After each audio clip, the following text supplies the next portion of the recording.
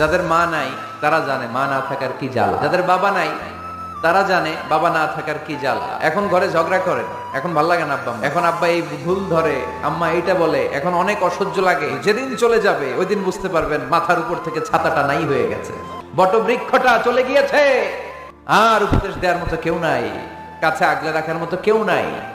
এজন্য আব্বা আম্মা থাকতে আমরা যেন আব্বা আম্মার কাছ থেকে দোয়া চাই। আব্বা আম্মার দোয়া কোনোদিন আল্লাহ তাআলা ফিরিয়ে দেয়। দোয়া চাইতে দেরি, দোয়া কবুল করে নেয় কে?